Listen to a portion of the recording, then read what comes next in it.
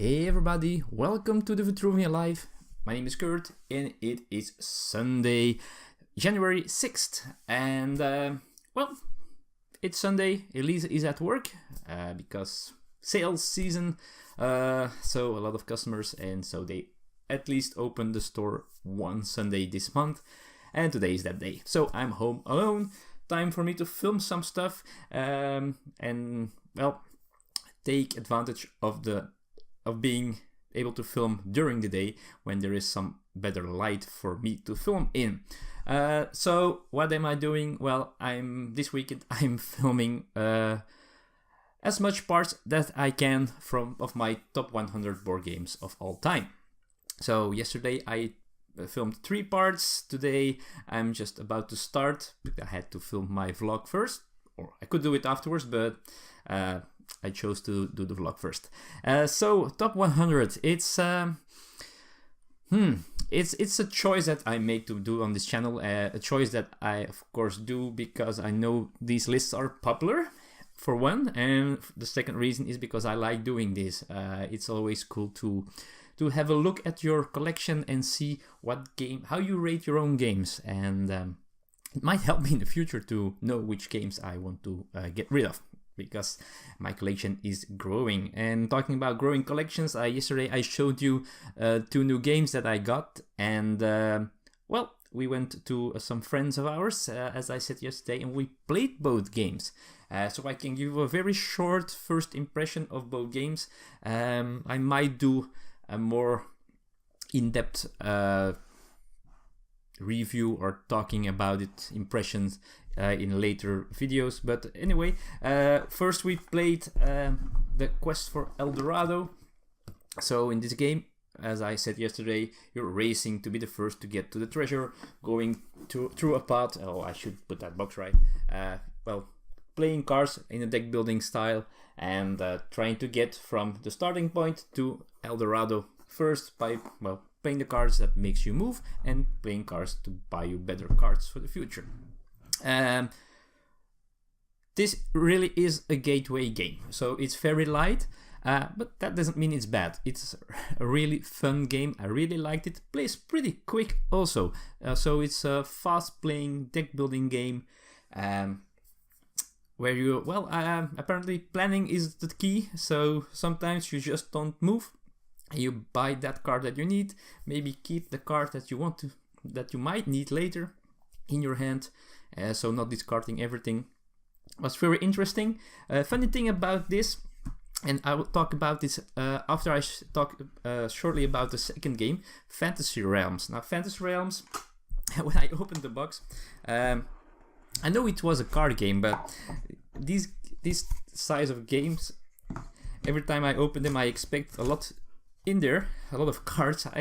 But it has a big score pad, as you can see. It has, and they're double-sided pages, so a lot of plays to be done.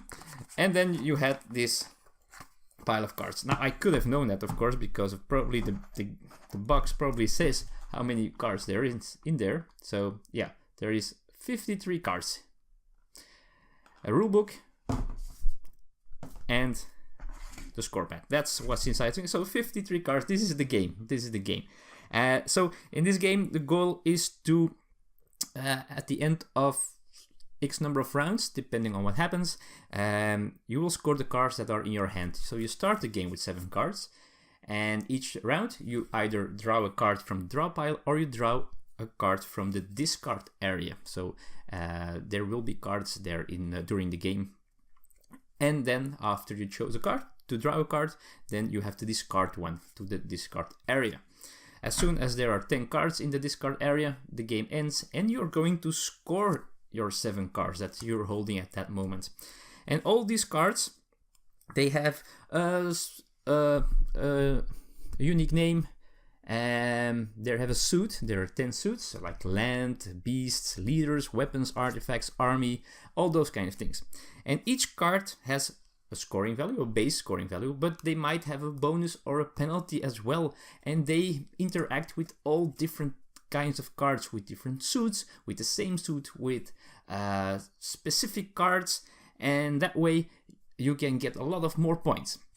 So we played it. Now I won, but that's not important.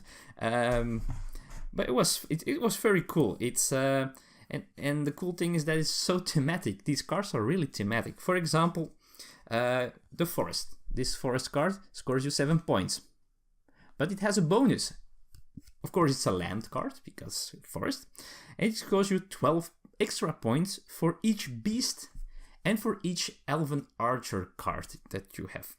Well, not each elven archer, there's only one in there, but for each beast card. And beasts, of course, are animals, and they love to be in the forest. But you have other things. For example, the king. The king scores you 8 points, but gets you plus 5 points for each army card you have, because a king needs his army.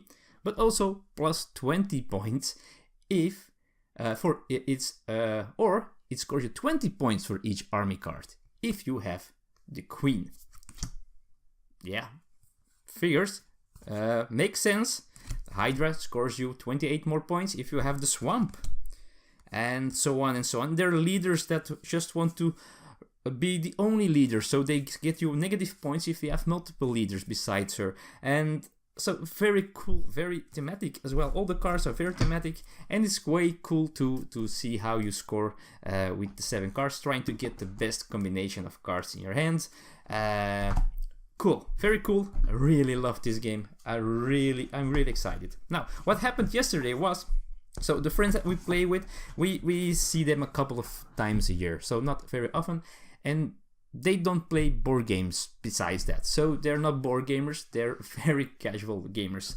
And so we're very careful in which games to bring. And the funny thing this time was that I expected, especially for my friend Michael, who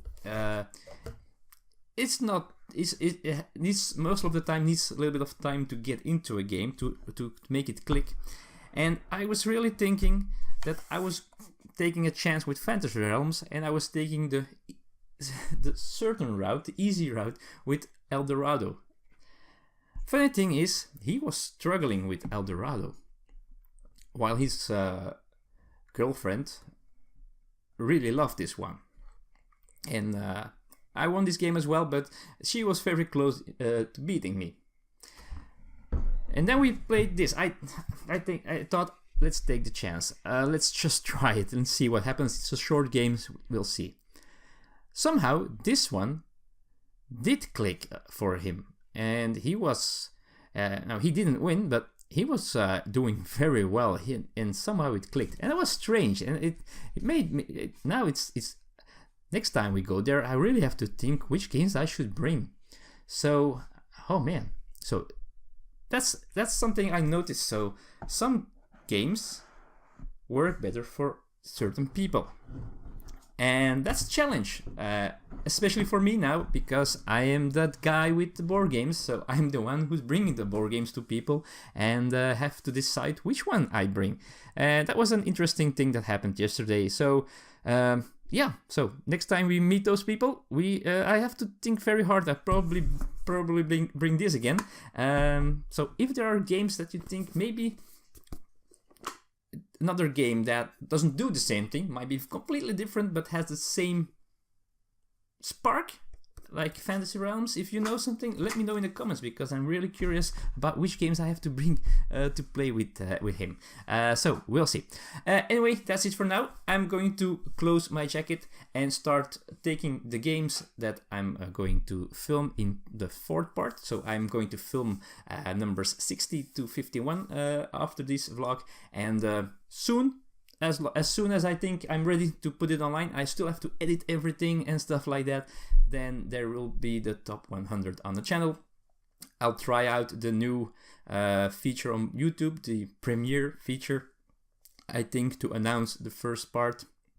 And maybe if I get everything set in order on the laptop and internet and all those things, if we get to the top 10, I might choose to do it live. No promises yet, but I'm going to look into it. Anyway, that was the Vitruvian Live for today. Thank you for being here again. Thank you for all your comments. And well, I hope to see you next time. I'm not sure if Elise has to work tomorrow. I don't have my phone here where her schedule is on, so I don't know. Maybe tomorrow, maybe Tuesday, we'll see, but I hope to see you there and then. Thanks and goodbye.